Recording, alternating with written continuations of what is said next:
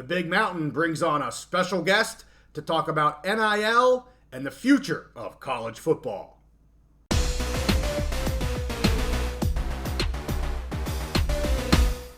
NIL is always in the news, so we're back on the Big Mountain to break it down for you and keep the conversation going.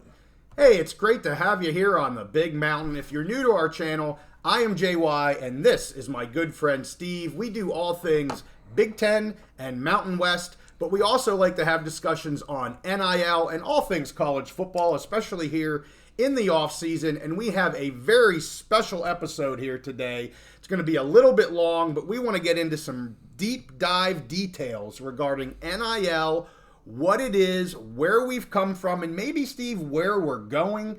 We have a special guest, our second here for the Big Mountain. I want to introduce all of our viewers to Kevin Gold. He is an attorney and an NFLPA Certified Contract Advisor and the creator of an award-winning website called longsnap.com. Mr. Gold has negotiated over 100 NFL player contracts and been featured in various national media for his unique sports representation practice. This includes Sports Illustrated, USA Today, Sirius XM Radio for in terms of the football channels, and many, many others.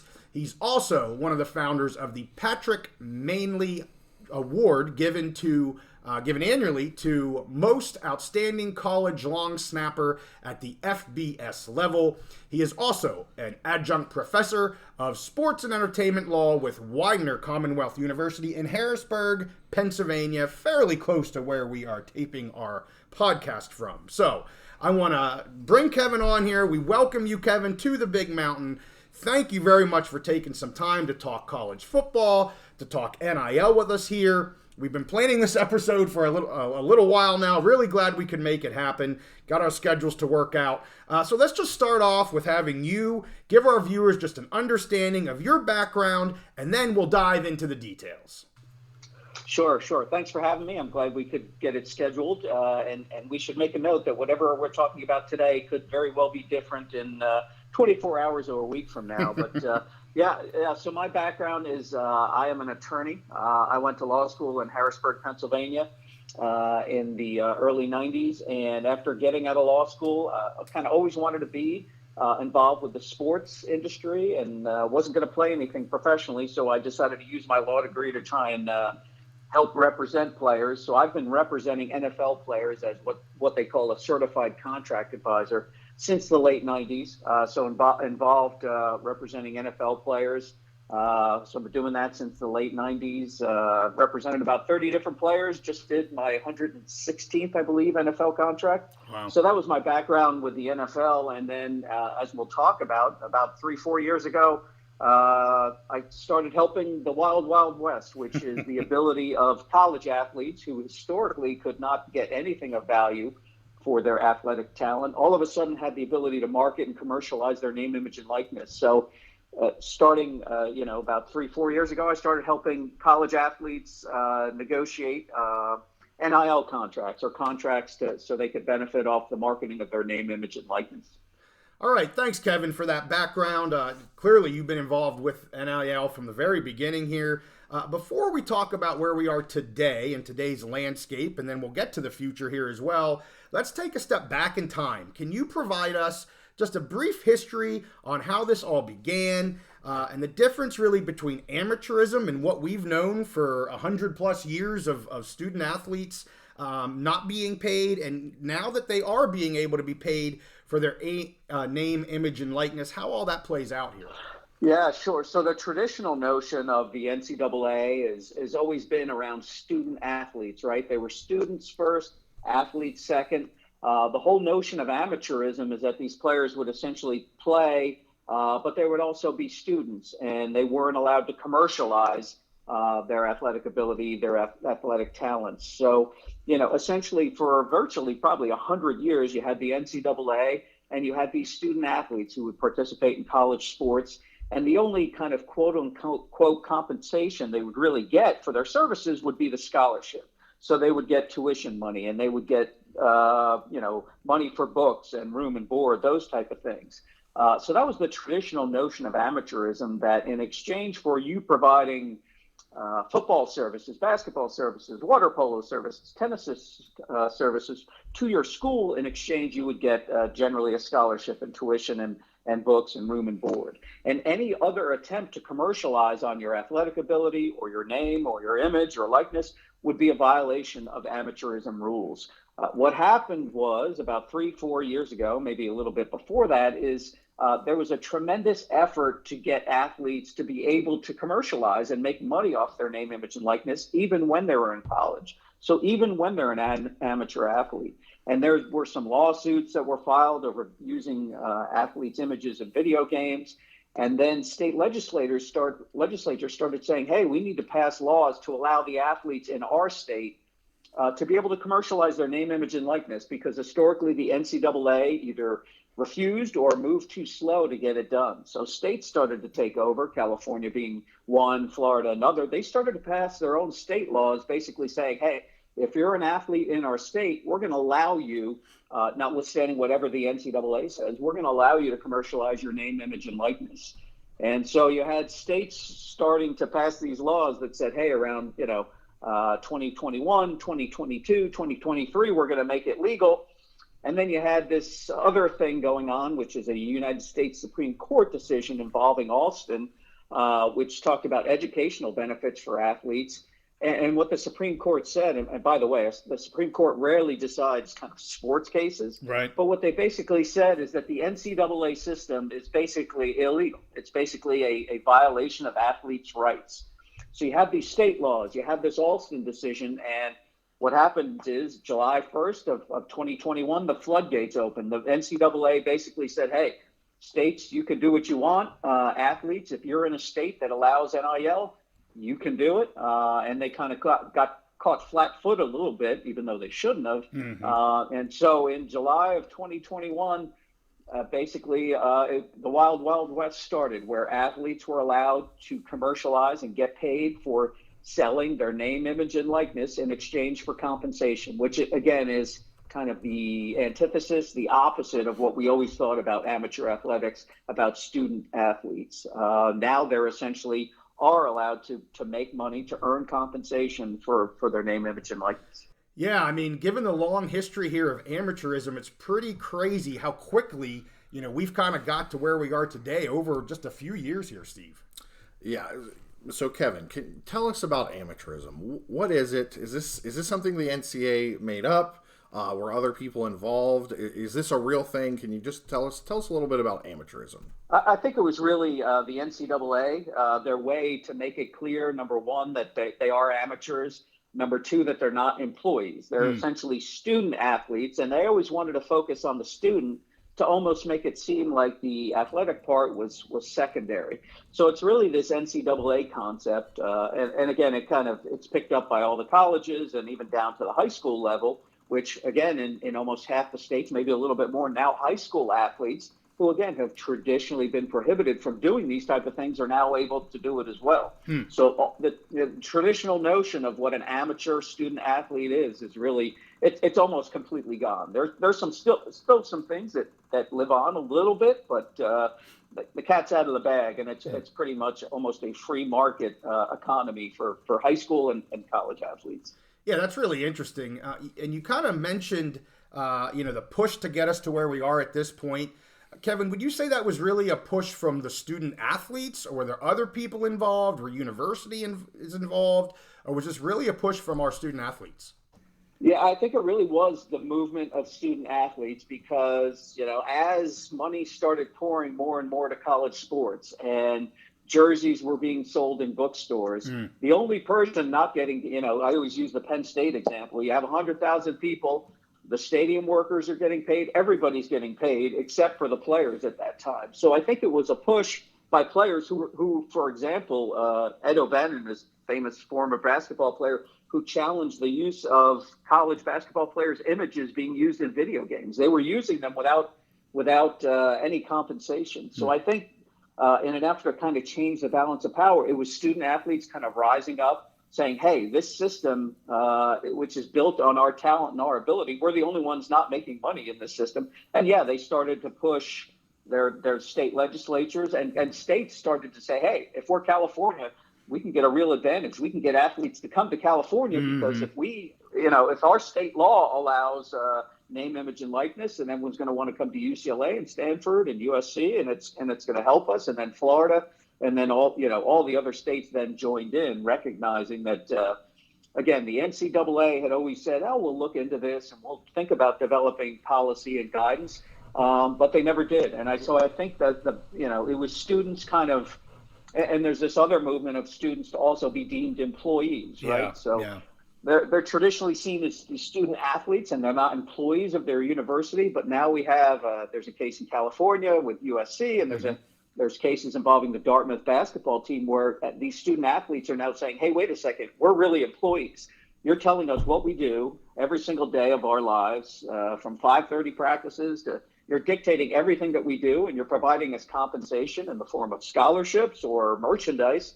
So when you're controlling what we do and you're paying us, we're basically employees. And that's starting to now get some attention as well. So you have NIL, you have students potentially being seen as employees, and it's really almost becoming where college is just a professional league, or it's getting close to that level now.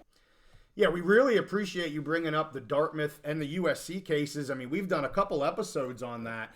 I'm really surprised. It just doesn't seem to be getting a lot of attention, but this is so important. It could change college athletics forever. And maybe it's just too detailed for some people to pay attention to, but I know Steve and I have been on this here for several months, really paying attention specifically to these two cases, because we're really interested to see how this is going to play out moving forward. And there was only like one reporter covering that USC case. Right. So, Yeah. So Kevin, before we get into the nitty gritty, talk about how the sausage is made, let's explore that notion of the NCAA getting caught flat-footed a little bit more. Yeah. How did this happen? Were they just trying to hang on and, basically keep progress from moving forward? What went on here? Were they just trying to hang on as long as possible? Just kind of expand on that. Yeah, I think they probably say it's all those reasons. And I think if you held a gun to the head of an administrator at the NCAA, they'd say, hey, look, at the end of the day, we're nothing without our member institutions. And our member institutions didn't want this to happen, or they were hoping to just maintain the status quo for as long as they can, counting on the fact that, hey, there's these groundswells, there's the O'Bannon case, and there's all these things percolating and state laws, but there's no way they're ever going to be able to really, do this. But yet, because I think they were flat-footed, because I think they were hoping to maintain the status quo, it just became like a chain reaction of different things, from the Alston decision, from state laws to athletes feeling more empowered, and feeling like, hey, instead of all the terms being dictated to us, we're going to take control. We're the talent. We're the ones on the field. We're the ones risking injury, and we're the real product. And that's what people are coming to see. And I think they finally used and kind of consolidated their power, again, through a bunch of different things, through state legislatures, through the Dartmouth case, through the USC case. And you kind of have all these things percolating all on different levels, and kind of like a perfect storm over the last few years of just kind of coming together and just flipping the power dynamic really on its head, where the athletes really are in the position of power now. Yeah, that's a great point there, Kevin. I mean, and that's something we've talked about here too. The very first thing you said there regarding, the NCAA having to listen to their members. It's not just the commissioners here making decisions on their own, but they're members that are driving these decisions and driving the commissioners to make decisions. And I think sometimes that's just some things that people forget. They think it's just the commissioner doing what he wants or not doing things that people want.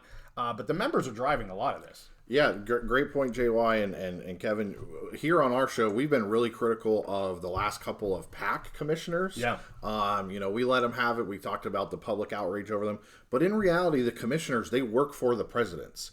And that's how the NCAA works as well. Their members are their member universities, and it's really the presidents. The NCAA has to go out and do what the presidents want here. So is this a matter, Kevin, do you think, is the NCAA doing what they want to do? Or are they just following the lead of the presidents? How's that work? Unfortunately, now legally, they're at the point where they really can't do anything, right? They've already been, the Supreme Court has basically slapped their hand and saying, you trying to control compensation, you're not really able to do that. It's an antitrust violation. So now they're still trying to hold on wherever they can. They still technically prohibit pay for play, meaning you can't, give somebody a bonus for scoring touchdowns, or you can't compensate somebody for their on-field performance. But so they're holding on to little aspects to try and maintain whatever leverage or hold they can. But they're in a position now where they fear that anything they do is going to cause a lawsuit. And unfortunately, every lawsuit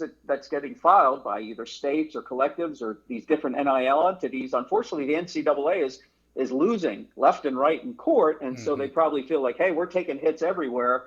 Any type of restrictions we try to maintain are going to be legally challenged. So we have to be very careful with what we do. But again, yeah, the NCAA, at the end of the day, it's made up of its membership, and it's its membership, the colleges, the universities, that dictate the path the same way the conferences are. And,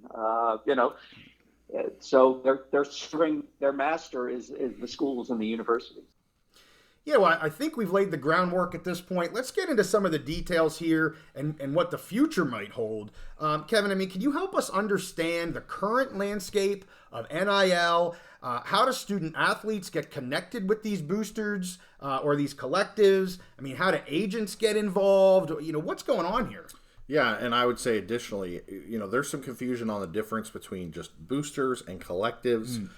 Is there a difference between the two? Are they connected? Do they work together? Can you explain that to us a little more? Yeah, so take a step back a couple of years to when this first started, July 1st. What happened then was that so the floodgates open all of a sudden, literally overnight, June 30th to July 1st, NIL becomes legal. What happened is a lot of the top athletes had already been prepared. So they were working with individual agents, and the agents would sometimes reach out to brands, or the athlete would reach out to a brand directly and say, hey, I'd love to promote your product or service, do a social media promotion, appear at your store. And sometimes agents would be involved to broker that deal, to review the agreement, to make sure that, again, there are still some NIL guidelines about pay for play, and that you can't just get money for not doing anything. You have to provide actual services or fair market value, those type of things. So there were agents who were involved helping to broker those deals. Some athletes would do it on their own. So some athletes would just reach out to brands on social media. They'd slide in the DMs and just say, hey, I love your product. I love your service. I love your restaurant. I love your sandwiches, and I'd love to promote your product. Sometimes it was the brands like Barstool, day one, I think July 1st, Barstool reached out to all college athletes and said, hey, you could be an official Barstool athlete, and sent them a sweatshirt, and they were allowed to put in their social media header that they're quote unquote a Barstool athlete. So that's kind of how it started. What then happened is that, the traditional boosters who really couldn't be involved directly with athletes started to form these kind of, originally they were conceived as nonprofit collectives. So essentially each university would have a collective, which is basically a legal booster organization that would gather money from donors, and then the collective would then in turn distribute the money to the various athletes. So Penn State at one time, I believe, had, ideally you just want one collective or one collective for each sport, but I think at some point Penn State had a few different ones. So these are kind of these legal entities that are established to kind of gather money and disperse it to the athletes. So in those situations, the collective will reach out to the player and say, hey, Penn State freshman offensive lineman, we're going to give you a few $1,000s. We want you to appear at this place at this time, or we want you to do this public service announcement. So basically these kind of quasi-booster organizations would essentially get involved and distribute the money. And so you have a situation now where at just about every major Division I university, there is a collective, there's an official kind of entity outside the university that kind of gathers the boosters' money and funnels it to the players in a legal way, or at least a legally permissible way that again, 5-6 years ago would have gotten people arrested. Now it's perfectly permissible, perfectly allowed. So yeah, that's kind of the dynamic, is either athletes reaching out to brands directly, brands reaching out to athletes, agents helping in that process, or the collectives now kind of gathering money and, as a way to encourage an athlete to go to Tennessee or UCLA or, whatever the university. They say, hey, as part of you accepting a scholarship here, we have this collective, and they're going to help get, a few $1,000 or $100,000, or in some case $1 million.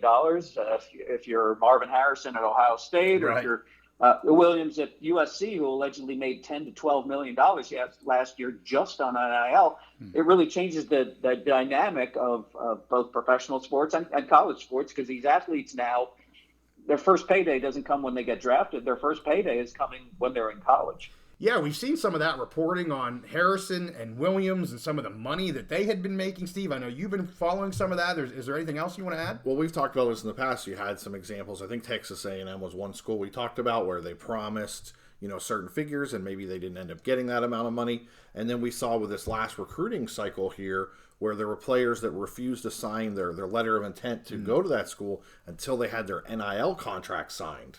So that's interesting. So Kevin, are players actually signing contracts here? I mean, as Steve said, there's some stories out there in the public that they're being promised. These student athletes are being promised certain amounts of money and then maybe not getting it. What kind of protection is there for these athletes? Are these handshake types of agreements, backdoors type of stuff? What's going on here with the players and potentially having contracts for NIL deals? Yeah, the collectives are generally putting it in writing, but I think the message to athletes is to be careful. And if there is a commitment, a verbal commitment from a collective, you want to make sure you get it in writing, number one. And number two, you need to be careful what that writing is, because some of the collective contracts that I've seen are very broad. They're very favored to the collective, and they're acquiring, for example, the player's name, image, and likeness for many years into when they become professional athletes. So, wow. Yeah, these agreements generally should be in writing.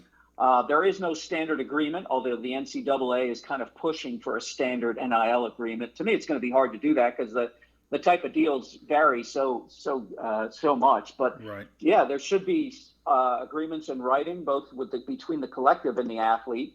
And then when the athlete is doing a social media promotion or sponsoring a restaurant or appearing in a car dealership or getting a vehicle, then those have to be in writing as well. And it is still required that at every school that allows NIL, the athletes have to disclose the agreement to the university because there are still restrictions there. Believe it or not, there are still some restrictions about, again, not pay for play. Right. You can't use the university's trademarks without their permission. So the role that a university plays is they still review these agreements. They still have to be notified about them. Most athletes have to give the school notice and give them 48 hours to approve the contract. So a lot of it is in writing, but what I have found is that a lot of brands don't use very good contracts, and the collectives are only going to be protecting themselves. They're not truly looking out in many cases for the best interest of the athlete. So the athlete has to be careful to make sure they get their own agent or they get their own attorney to look at the agreement that they're signing with the collective, and they're not giving away too much of their rights, for lack of a better term. Yeah, well, that seems to make a ton of sense there, Kevin. Kind of a little scary for these high school kids or just out of high school kids being thrown some of this money. I know I certainly didn't understand contracts coming out of high school, and if somebody's going to be throwing me some of this cash, I'd be happy to take it. So a little bit scary for them there, Steve. What are you thinking? Yeah, and I would add, we're in the age of transfer portal, yes, where players can move. So, are they signing multi-year contracts? What happens? They sign a multi-year contract and then they change schools. Are there strings attached? How does that work, Kevin? Yeah, because technically you're not really supposed to provide an incentive that somebody stays at school. So collectives find a way around that. They'll sometimes say as long as you're enrolled in a school in certain zip codes or in certain states, they really can't say, hey, I'll give you this if you come to my university. That's not allowed. So, there are ways to get around it or to avoid the contract if you're not in a particular geographic area. They can't really tie it to the university because that would still be illegal. But that's why you see a lot of players who sign an agreement with a collective, and if they transfer, they're probably risking a lot of that contract because there's probably loopholes in there that are going to say, hey, look, it's only going to apply as long as you're in the state of Alabama, for example. So if you're at Alabama and you decide to transfer to UCLA, then you're going to have to deal with UCLA's collective or UCLA related businesses. You're going to lose the contract you had with us. Yeah, great points there, Kevin. And you mentioned that student athletes have to report their NIL deals to their schools. But is there any sort of requirements or guidance or anything out there in terms of the interaction between the student athletes themselves and these collectives, or is it really just kind of like the Wild West? Yeah, it's a little bit of the wild west, and I've heard of bidding wars, and that the recent example I could think of is that there was an effort by Ohio State people to keep Marvin Harrison from trying to get him to come back this year and not enter the draft, and kind of pooling their money together. So yeah, it is a little bit of the wild west. What I'm hearing just from being involved in the industry is that high school athletes who are let's use college football as an example. When they're talking to a high school, their college coach, they want to know, hey, what's my role here? Where do I fit? What's your scheme? But now one of the top questions is also, what's your collective like, and what's your NIL package? And so, and that's why I think we've seen a lot of kind of traditional old school college coaches kind of pull out of the game, saying, hey, look, I'm not going to, this isn't for me anymore. I'm not playing this game anymore, trying to convince an 18, 19-year-old who's more concerned with, NIL money than they are about playing football. And that was always the concern, is that, kind of the clutch your pearls type argument is like, oh, if we have NIL, then it's going to destroy the locker room because, the quarterback's going to be making X and the backup lineman is not going to be getting anything. And to me, I've seen the exact opposite. I've seen a lot of players who get money, they're sharing it with their teammates, they're helping teammates get deals as well. So it really hasn't had the kind of the thing that people said, oh, it's going to tear apart the locker room, it's going to destroy the unity. Personally, I haven't seen that at all. And it seems like everybody benefits, whether you are the starting quarterback or the backup lineman. And that's collectives who are kind of, if you're on scholarship, they're giving almost everybody on the team a little bit of money. Wow, that's really interesting to hear. And at least early on, it sounds like, we're really lifting up all players in this environment right now. Totally agree, JY, but I've got a very important question for Kevin. Okay. Kevin, are these NIL deals, are these really based on these payments? Are these really based on the market value of their name, image, and likeness? Or are these just kind of a way to a pay-for-play scheme or something like that? Can you give us more information on that? Yeah, so technically the pay-to-play is still illegal. Even with all the lawsuits that the NCAA has lost, it's still not okay to say, hey, if you score 2 touchdowns in this game, then you're going to get X. So basically what you have to do to be legal is show that the player is actually doing something to earn their money. So what you'll see is, players are getting sometimes 6-figure deals. They still have to make appearances, or they still have to sign autographs, or they still have to do something. So there is some wiggle room, is like, what's the real value of a freshman offensive lineman, right? How is he going to show that he's worth $100,000? Right. Well, he's going to show up at a car dealership, and he's going to show up at a happy hour, and he's going to show up at a golf outing, and that at least shows that, hey, he has to provide some services in order to get the money. The issue is, is there a disproportionate amount of money being going to somebody based on how much NIL does your backup offensive lineman really have? And that's where the real issue is. But so far, I've not seen that challenged. Teams are smart enough, or collectives are smart enough to make sure that the player is doing something of value to at least justify the money that they're getting. Okay, well, thanks, Kevin. Now, with that, do you think we ever do move to a real, true pay-for-play situation, or do you think we can kind of continue with how things are going? I think it may come. I think it's, as we're starting to see the balance of power shift and athletes having more control, again, the NCAA is kind of holding on to dear life to whatever foundations of the NIL policies they can. So, pay for play, not being able to promote gambling or drugs or things like that. They do have some restrictions, and those are arguably reasonable, but I could easily see at some point the pay for play just going away. Now, some people are concerned that they don't want to incentivize individual achievement, and you don't want the running back thinking, well, if I score a touchdown here, I get $100,000. But I think some of these restrictions, if they do ultimately get challenged, the NCAA may very well lose those as well. So, what NIL looks like today is probably going to be very different even 6 months from now. And the best example. This is just from, within the last week, there was a lawsuit. Some of the collectives were being investigated by the NCAA.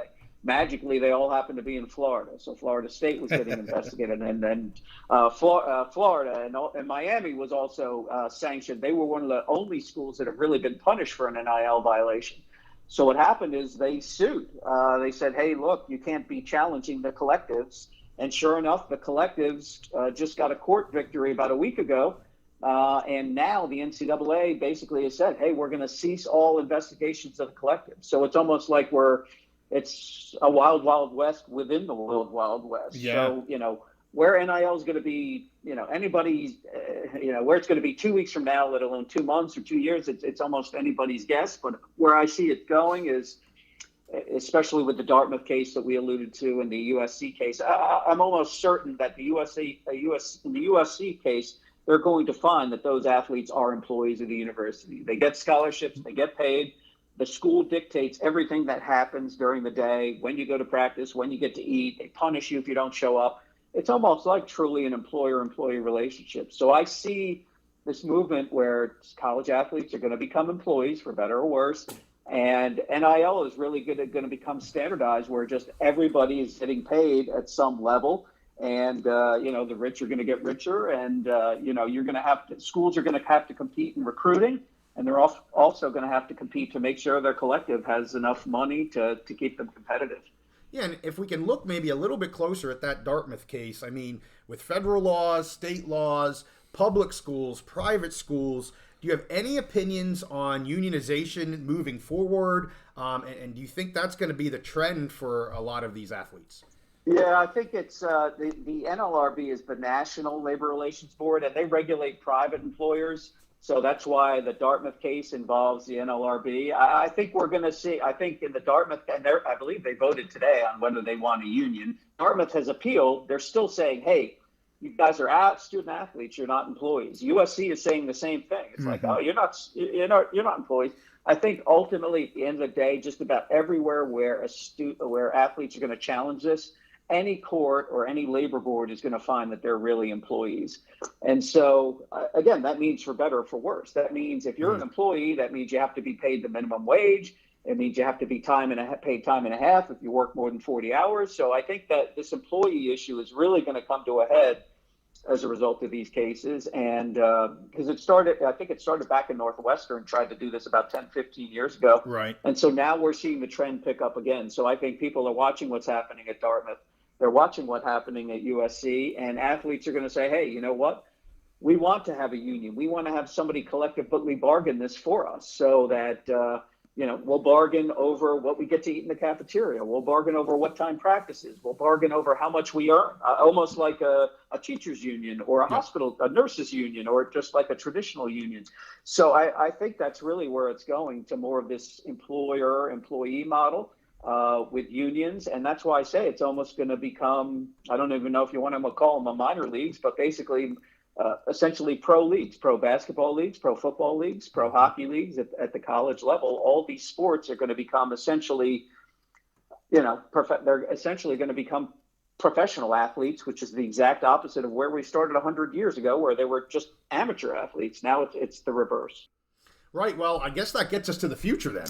Yeah, and with athletes likely being ruled employees and viewed as employees, Kevin, do you see that as a situation where they're going to be employees of the university, or do you see it where they could be all the players in a conference could be employees of that conference? Where do you think we're headed? Yeah, I think we're probably heading towards super conferences. I know we've had a lot of realignment, or whatever you want to call it. I think we're probably heading to either a few big conferences or maybe pro divisions, almost like minor league divisions. I would say this: it's very hard to unring the bell. It's very hard to put the toothpaste back in the tube, whatever analogy you want to use. Yeah. Once athletes are getting paid, it's almost impossible to take it backward. So I think we're going to see, just more of a professionalism. More unions representing athletes. Is it a basketball union, or all the teams at one school under one union? Those are the things that need to be sorted out. And what does it really mean if athletes are employees? It sounds like it would be a positive because you're earning minimum wage, but there could be negative things as well. If you're an employee, in theory, you could be fired, right? So your employer could get rid of you. So I think there's going to be a lot of employer-employee issues coming. I think we're going to see more and more mergers of the conferences, and just kind of collectives just playing a larger and larger role, and maybe eventually you can't have a salary cap unless there's a union, right? So the only reason we have salary caps in professional sports, you can't limit salaries in private industry. The only reason it's allowed in all the major sports is because they have a union. So there is an exception to the antitrust law, which says, hey, if you have a union and they negotiate a salary cap, then you can have it. So my guess is if we do move to kind of unions controlling all athletes, there could be salary caps in place. So, the Big Ten would have a $10 million salary cap for each school, and they could divide up the money among their players just like professional sports do. So those are all the type of things that I could see happening. But it's just really hard to predict. I jokingly say it's almost hard to predict what tomorrow's going to hold, or maybe tonight I can scroll through my Twitter account and you'll see something completely different. So it really is. It's still the wild, wild west. I think it's becoming a lot wilder, and all the traditional notions of what amateur athletes, of what student athletes were, just it really doesn't exist anymore, which is hard for some of the old guard. But for the modern student athlete, they love it. They love the idea of being their own business, being the CEO of their own brand, and trying to be excellent on the field and be excellent off the field as well. Yeah, that makes a lot of sense, but I'll tell you, as we dig into this deeper, it just makes my head spin. I'm looking for answers, and there's just not a lot of answers to be had in this environment right now. As I've said before on other episodes, I'm a black and white kind of guy, and there's just not a lot of black and white in this right now. And right now there's not a lot of answers, definitive answers out there on the employee piece of this, but there really could be as soon as tomorrow or in the next couple of weeks with these two huge cases pending. Yeah. So Kevin, how do you think this moves forward from a national perspective? Well, see, I'll give you an example. So I'm an NFL agent, and so I'm often at the Combine in Indianapolis. So I was at the NFL Combine in Indianapolis last week, and I've been going to the Combine for 20, 25 years. And what happens at the Combine? All the top athletes come in, and they do medicals, and they do interviews, and they do all the on-field drills. Well, what's happening now? So if you paid attention to the headlines, let's take two examples. Williams from USC, Marvin Harrison Jr. from Ohio State. Marvin Harrison decided not to do the media interviews. Williams decided not to do any medical evaluations. So this is something that would have been unheard of 3 years ago, right? It's an honor. It's a privilege. First of all, you show up you don't get paid to be at the Combine. They'll pay for your airfare and they pay for your hotel, but we're in this system that makes you believe, well, this is an honor. So this is just a job interview and you should be honored to be here for a week. But now what I see is the athletes becoming empowered. So Williams says, you know what? I'm not going to consent to medical. If the Bears want to give me a private medical exam, I'll do that. But I'm not going to be a sheep like everybody else and do all the medicals. And Marvin Harrison Jr. apparently decided, hey, I'm not going to show up for the interviews. I'm not getting paid for this stuff. And it's not going to hurt my draft stock in any meaningful way. So what I think the point of this kind of long example is I think as athletes become more empowered and start to take a stand and chip away at these old traditional notions, I think that's how it spreads. So now next year, there could very well be a top athlete who says, you know what, I'm not going to Indianapolis. I don't want to go to Indianapolis at the end of February. I don't care if you're paying for my hotel and room and board. I'm not going to do it. And so you're going to have to pick me based on what you know. And, and if you want to fly me in somewhere, you're going to pay me for my time. So, I think it's as we slowly chip away at these traditional ways that kind of things have always been done, I think that's how it happens. And the balance of power continues to shift and more and more to the players. And then you get more of that's why when I talk about athletes, student athletes being employees and salary caps, now we're talking about basically being professional sport, minor league, so to speak, professional leagues. They're just miniature pro leagues is what they are, except, not everybody's going to be a pro and play in the NFL, the NBA, or the NHL, but everyone could be a pro at the NCAA level because they're not all going to be the best to make it to the top, but they'll at least make 5, 10, 15, 20, 25 grand while they're in college. So. Well, thank you, Kevin. We really appreciate you taking some time to chat with us here on the Big Mountain. We thank you for kind of giving us a little peek behind the curtain, so to speak. Well, the one thing I can guarantee, whatever we just talked about is probably going to be different in 6 weeks or 6 months. Well, JY, we're always telling our viewers, we're not lawyers. We didn't go to law school. So it was really fantastic to have this opportunity to have a real bona fide attorney on the show who specializes in this and give us some real information, some real facts from an expert source. Yeah, really interesting because, he was just at the Combine. I probably should have said this early on, but we did this interview with him a week ago. We're just now getting it posted to the channel. That's why the timing might sound a little bit off. But again, just really, really awesome to have him on. And yeah, like you said, you're hearing direct from a source here. This isn't us bloviating on something. We really hope you appreciated this episode. We hope to do more stuff like this in the future. I know Kevin has already said he'd be willing to come on in the future. So as this changes, we'll likely do an update with Kevin here, probably not before too long. So, hey, with that, make sure you give this one a like. Make sure you subscribe if you like our content. And with that, we'll see you next time on The Big Mountain.